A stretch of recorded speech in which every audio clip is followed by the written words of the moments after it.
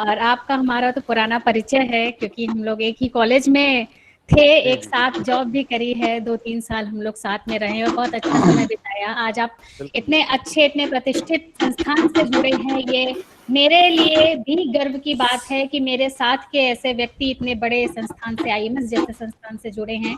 मैं शिखा सिंह ऊर्जिता कानपुर से आप सभी श्रोताओं का और जो भी इस पटल से जुड़े हुए हैं लोग हैं, उन सभी का हार्दिक करके स्वागत करती हूँ। और जैसे कि आशीष जी ने बताया, मेरा परिचय दिया, मैं वीर रस कवित्री हूँ, मंचों पर मैं वीर रस पढ़ती हूँ। आप सभी YouTube पर जाकर के मेरी कविताएं सुन सकते हैं, मुझे अपना स्नेह, अपना आशीर्वाद दे सकते हैं। मैं कुछ पंक्तियों के द्वारा अपनी बात प्रारंभ करती हूँ। मेरे बारे में जितनी भी आवश्यक जानकारी थी आशीष जी पहले ही दे चुके हैं, तो मैं सीधे सीधे अपनी पंक्तियों पर आती हूँ, समय की बाध्यता है। और जिस तरह से अभी हम हाल की घटनाएं देख रहे हैं, हाथरस कांड हमने देखा, हमने बहुत सारी इस तरह की घटनाएं देखी जिससे मन बहुत व्यथित हुआ है। बहुत ही दुखद घटना है हमारे समाज के लिए, जहां एक तरफ हम कुछ दिनों बाद नवरात्रि का पर्व हर्षोल्लास के साथ मनाने वाले हैं, उस स्थिति में यदि कोई पीड़िता बलात्कार जैसी घटना से हो जाती है तो निसंदेह पूरे समाज के लिए इससे अधिक शर्मनाक बात और नहीं हो सकती है। मैं 4 पंक्तियों के द्वारा उन लड़कियों से, उन महिलाओं से अपील करना चाहती हूँ कि यदि इस तरह की कोई घटना उनके सामने आती है तो वो किसी का भी लिहाज ना करें और अपनी रक्षा के लिए, आत्मरक्षा के लिए, सेल्फ डिफेंस के लिए जो हो सके वो करें। और सरकार से एक अपील करें कि उन्हें हथियार रखने की अनुमति दी जाए ताकि किसी की अनुपस्थिति में वो अपनी रक्षा स्वयं कर सके। 4 पंक्तियां रखती हूँ और ये कहना चाहती हूँ कि जैसे सभी को पता है कि मानव देह पंच तत्वों से मिलकर के बनी है, ये पंच तत्व एक नारी को क्या संदेश देते हैं कि किसी आपदा में गिर जाती है या किसी विषम परिस्थिति से घिर जाती है तो वो 5 तत्व क्या संदेश देते हैं, संदेश को रखना चाहती हूँ आप सबसे। हर एक पीड़िता से धरती ये कहती है हद पार हो जाए, भूचाल बन जाना तुम, चल बोले बन जाना धार तो विनाशकारी, दावानल बोल विकराल बन जाना तुम। और वायु बोल रूप धार अब तू प्रचंड वेग, नभ बोले नभ सा विशाल बन जाना तुम। वायु बोले रूप धार अब तू प्रचंड वेग, नभ बोले नभ सा विशाल बन जाना तुम। और पंच तत्व बोल रहे मिल एक स्वर में ही, पंच तत्व बोल रहे मिल एक स्वर में ही, संकट में खुद महाकाल बन जाना तुम। पंच तत्व बोल रहे मिल एक स्वर में ही, संकट में खुद महाकाल बन जाना तुम। और 4 पंक्तियां, जब महाकाल की बात हुई है तो महाकाल के नाम की 4 पंक्तियां यदि मैं ना पढ़ूं तो मुझे लगता है कि मेरा काव्य पाठ कहीं अधूरा रह गया है।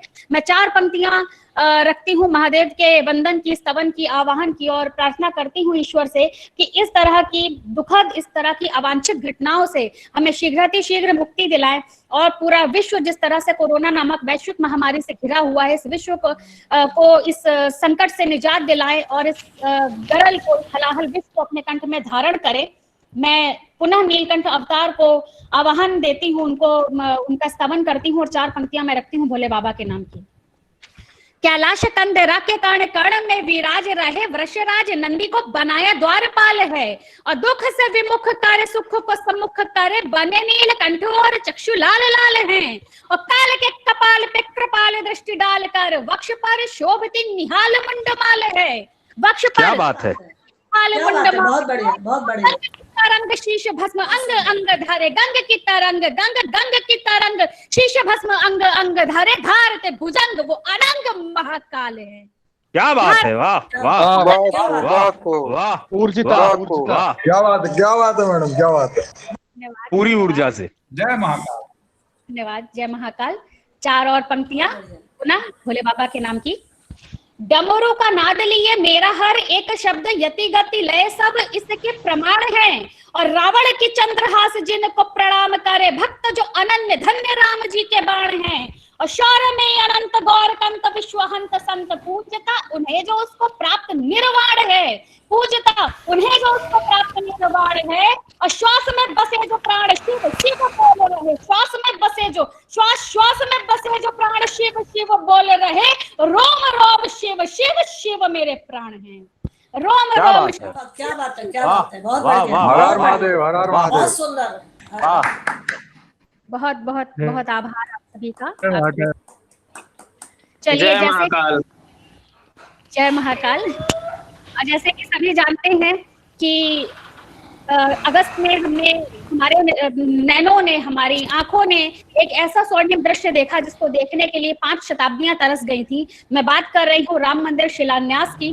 कुछ पंक्तियां मैं राम मंदिर के नाम की पढ़ना चाहती हूँ। उसके बाद आज की जो हमारी थीम है, भारत चाइना जो कन्फ्लिक्ट चल रहा है, जो विवाद चल रहा है, उस पर कुछ पंक्तियां मैं रखूंगी।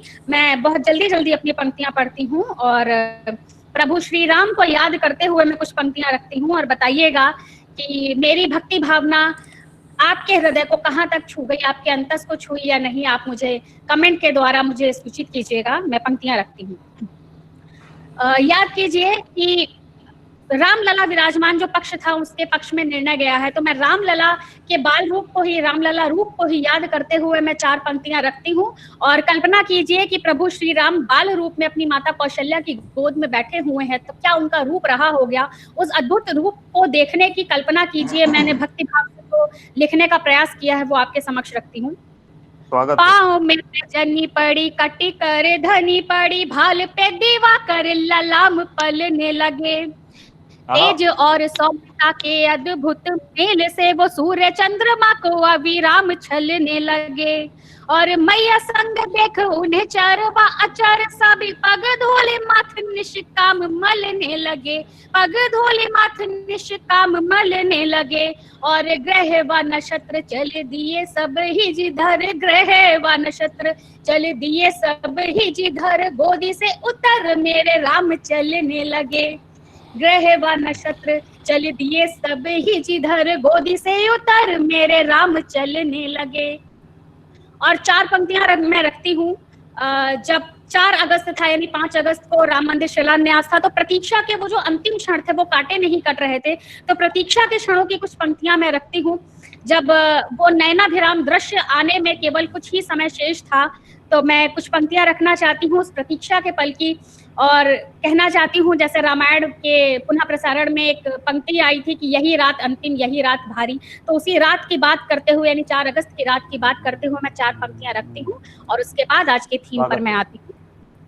संस्कार से सदा सजाते रहे साधु संत, आज हृदय हर्ष से अपार सजने लगा। प्रार्थना के फूल बलिदानियों की धूल लेके 5 सदियों का इंतजार सजने लगा। और कटा वनवास देखो, आया मधुमास देखो, झूम के अवध वाला द्वार सजने लगा। कटा वनवास देखो, आया मधुमास देखो, झूम के अवध वाला द्वार सजने लगा। और दीप तो जलाओ जरा, खुशियां मनाओ जरा, थोड़ा मुस्कुराओ जरा, अखियां उठाओ जरा, देखो जरा राम दरबार सजने लगा। क्या बात है, वाह वाह वाह। जरा थोड़ा मुस्कुराओ जरा, शिखा जी उठाओ जरा, देखो जरा राम दरबार सजने लगा, देखो जरा राम दरबार सजने लगा। बोल सियावर रामचंद्र की जय। चंद्र की जय। जय श्री राम। चलिए, आज अब अपने मुद्दे पर आते हैं और एक जन साधारण की भाषा में कुछ पंक्तियां रखना चाहती हूँ। और प्रत्येक देशवासी जो सच्चे हृदय से भारत माँ को अपनी जन्मभूमि, अपनी कर्मभूमि, अपनी माँ मानता होगा, उसके हृदय के उद्गार क्या रहे होंगे जब उसने अपने 20 सैनिकों के घरों में अंधेरा देखा। माना कि हमने चीन के 43 सैनिकों को मार गिराया, लेकिन इसके बदले में हमारे 20 रणबांकुरों को भी अपने प्राणों की आहुति देनी पड़ी। निसंदेह वो घटना बहुत मर्मांतक थी, बहुत दुखदाई थी और उनके बलिदानों को किसी भी तरह से भुलाया नहीं जा सकता। तब एक आम जन आक्रोश की भाषा में एक व्यक्ति क्या कहना चाहेगा, एक सच्चा भारतवासी क्या कहना चाहेगा, मैं कुछ पंक्तियां रखती हूँ। भारत के प्रत्येक देशवासी चीन को जवाब देना चाहती हूँ, कुछ कहना चाहती हूँ कि हमने माना दोस्त तुम्हें, हमने तुमको व्यापार दिया और सब दिन और त्योहारों का उम्मीद भरा बाजार दिया। हम सोच रहे थे अरुणाचल पर जुड़ियों तेरी टूटेगी, अक्साई चिन्ह और डोकलाम पर नीयत तुझसे छूटेगी, पर गद्दारी करके तूने अपनी औकात बता दी है। तू नहीं दोस्ती के लायक, सिर्फ अपनी जात बता दी है। वाली राह मुड़े ऐसा कोई मोड़ नहीं है जी, मैत्री वाली राह मुड़े ऐसा कोई मोड़ नहीं है जी, और आस्तीन के सांपों के विष्टा कोई तोड़ नहीं है जी। आस्तीन के सांपों के विष का कोई तोड़ नहीं है जी। हम भूल गए थे कि पूरा इंसान निगलता है। हम भूल गए थे कि अजगर पूरा इंसान निगलता है। अरे हम भूल गए थे भैया की ड्रैगन बस आग उगलता है। हम भूल गए थे भैया की ड्रैगन बस आग उगलता है। और हरियल चांद सितारे को सूरज दिखलाने लाए हो। चीन को कहना चाहती हूँ कि अपने समर्थन में लाया भी किन दो देशों को है जिसको बार बार हम पटकनी दे चुके हैं, और एक की तो खड़े होने की औकात नहीं है हमारी भारत माता के सामने। उस नेपाल और उस पाकिस्तान को मैं कुछ पंक्तियों का जवाब देना चाहती हूँ और चीन को ललकारती हूँ मैं भारतवासी की तरफ से कि हरियल चांद सितारे को सूरज दिखलाने लाए हो। हमारे जैसे विश्व गुरु के सामने खड़ा करता है उस हरियल चांद सितारे को, तब मैं कहना चाहती हूँ कि हरियल चांद सितारे को सूरज दिखलाने लाए हो और इस नेपाली झिंगुर को तुम हमसे लड़वाने लाए हो।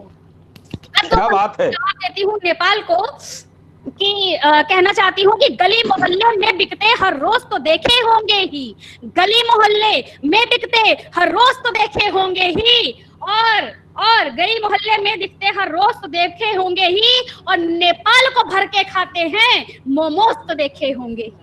नेपाल को भर के खाते हैं मोमोज तो देखे होंगे ही। और दो पंक्तियां पाकिस्तान के लिए कहना चाहती हूँ, इससे ज्यादा किसकी औकात नहीं है। कहना चाहती हूँ कि भारत को पाकिस्तानी संताप नहीं हो सकता है। भारत को पाकिस्तानी संताप नहीं हो सकता है। और बेटा बेटा ही रहता है, बाप नहीं हो सकता है। बाप नहीं हो सकता। बहुत बढ़िया वाह, धन्यवाद। कहना चाहती हूँ कि तूने क्या सोचा था तेरा तोड़ नहीं मिल पाएगा, और कीड़े खाते खाते तू भारत को भी खा जाएगा। अभी तक तो बात हुई भावनात्मक पक्ष की, अब बात करती हूँ तथ्यात्मक पक्ष की। और तथ्य रखना चाहती हूँ कि हमारे पास कितने मजबूत शक्तिशाली पक्ष में हमारे तथ्य हैं वो तैयार है। हमारे टैंक 4200 हैं, चीन के 3200 हैं। हमारे पास सुखोई है, हमारे पास मिराज है, जो कि चीन के चेटन और J11 से कहीं ज्यादा आगे बैठते हैं। तथ्यों की बात कर रही हूँ, और हमारा भारत इसमें बहुत आगे बैठता है। और अमेरिकन वेबसाइट CNN ने साफ साफ कहा है कि भारत और चाइना का यदि इस समय युद्ध होता है तो भारत चीन से कई गुना आगे बैठेगा, बेहतर रहेगा युद्ध में, और भारत की जीत निश्चित है। तब मैं कहना चाहती हूँ कि हम हैं मिराज और 30 सुखोई जैसे जट से लेस यहाँ, और J10 और 11 में इनके जैसी है बात कहाँ। माना ऊंचे तेरे एयर बेस में जट तेरा चढ़ जाएगा, पर उसमें भरने को ईंधन बोलो कैसे पहुंचाएगा। है अपने टैंक 4200, तेरे तो 3200 ही हैं, और ताकत चिनूक ब्रह्मोस मिसाइल की तूने देखी भी है। ब्रह्मोस 995 मीटर प्रति सेकंड की दर से मार करती है, और चिनूक हेलीकॉप्टर जो हमने अमेरिका से प्राप्त किए हैं, जो कि घनी से घनी वन परिस्थितियों में भी पेट्रोलिंग करने में सक्षम है। तब मैं कहना चाहती हूँ कि है अपने टैंक 4200, तेरे तो 3200 ही हैं, और ताकत चिनूक ब्रह्मोस मिसाइल की तूने देखी भी है। और शैतान सिंह की टुकड़ी ने भारत के चरण पखारे थे। याद कीजिए भारत चीन का 1962 का युद्ध, और माना कि भारत की हार हुई थी, परंतु जिस तरह से टुकड़ी ने लोहा लिया था, याद करती हूँ, प्रणाम करती हूँ और कहना चाहती हूँ, शैतान सिंह की टुकड़ी ने भारत के चरण पखारे थे, और 120 सैनिकों ने 1300 चीनी मारे थे। तो आ जाना रण में अब की अपनी पूरी तैयारी है। गोविंद गुरु का एक बास तुम 1.25 लाख है, और भक्त चोट से होली खेलेंगे, और कहकर बंजर तुझको दी थी वो धरती वापस ले लेंगे। कहकर बंजर तुझको दी थी वो धरती वापस ले लेंगे। और महादेव के भक्तों का झूठा अभिमान नहीं है ये, महादेव के भक्तों का झूठा अभिमान नहीं है ये। याद रहे कि 62 वाला हिंदुस्तान नहीं, याद रहे कि 62 वाला हिंदुस्तान नहीं है ये। और अंतिम इस रचना की पंक्तियों में कहना चाहती हूँ, एक ललकार देना चाहती हूँ, और कहना चाहती हूँ कि शत्रु शरीरों से अब की रणभूमि को भर डालेगा। शत्रु शरीरों से अब की रणभूमि को भर डालेगा। ये 20 वाला भारत है, 50-50 कर डालेगा। ये 20 वाला भारत है, 50-50 कर डालेगा। बहुत बहुत बहुत आभार आप सभी का। और समय की बाध्यता है तो 4 पंक्तियां अंतिम रख करके मैं अपनी वाणी को विराम देती हूँ, या 4 से 6 पंक्तियां हो जाए तो मुझे क्षमा कीजिएगा। और एक बात कहना चाहती हूँ कि जिस तरह से राम जन्मभूमि का निर्णय आया, हमने पूरे तथ्यों के साथ, सच्चाई के साथ हमने इस हक को हासिल किया है, हमने इस अधिकार को प्राप्त किया है। और अब मथुरा की सिविल अदालत में सिविल जज सीनियर डिवीजन में श्री कृष्ण विराजमान की तरफ से दावा दायर हुआ है, भूमि का दावा दायर हुआ है, उस पर अपना आधिपत्य जताया है श्री कृष्ण विराजमान ने। तब मैं कुछ पंक्तियां कहना चाहती हूँ, भारत के जो सनातनी धर्मी हैं उनको उनकी तरफ से मैं कुछ पंक्तियां रखना चाहती हूँ कि सत्य सनातन अब भगवा सबकी रग रग में घोलेगा, सत्य सनातन अब भगवा सबकी रग रग में घोलेगा और धर्म रक्षकों के भुजदंडों का शोणित फिर खोलेगा। और 5 जन हुंकार उठा है कुरुक्षेत्र में, देखो अब महादेव का डमरू भी डम डम डम डम डम डोलेगा। और मुरलीधर की मुरली के स्वर मधुर सुने हैं हम सब ने, अब चक्र सुदर्शन संयम की सब सीमाओं को तोलेगा। और हुई अयोध्या राममय अब है प्रतीक्षा उस दिन की, हुई अयोध्या राममय अब है प्रतीक्षा उस दिन की, जब मथुरा राधे कृष्ण और काशी भी बम बम बोलेगा। वाह, बहुत बढ़िया, वाह वाह वाह वाह वाह वाह। अपने इन्हीं शब्दों के साथ मैं अपनी वाणी को विराम देती हूँ और आने वाले सभी कवियों को शुभेच्छा, स्वागत है उनका, वो अपनी रचनाएं रखें ताकि मैं भी अनुग्रहित हूँ उन्हें सुन करके। धन्यवाद आप सभी। धन्यवाद शिखा जी, धन्यवाद, बहुत बहुत धन्यवाद। और आपके काव्य पाठ के अंत में जो है ऊर्जिता होने का जो अर्थ है वो सभी श्रोताओं को और मुझे भी ये समझ में आया, क्योंकि इसके पहले मैंने काव्य पाठ आपका जो आज लाइव काव्य पाठ है वो पहली बार सुनने का सौभाग्य प्राप्त हुआ है। और ना तो आपने कोई समसामयिक विषय छोड़ा है और ना ही हिंदुस्तान की कोई जो है जगह, अयोध्या से लेके और कैलाश मानसरोवर तक आप आज की कविता जो है आपकी गूंजी है, इसके लिए आपका बहुत बहुत धन्यवाद। और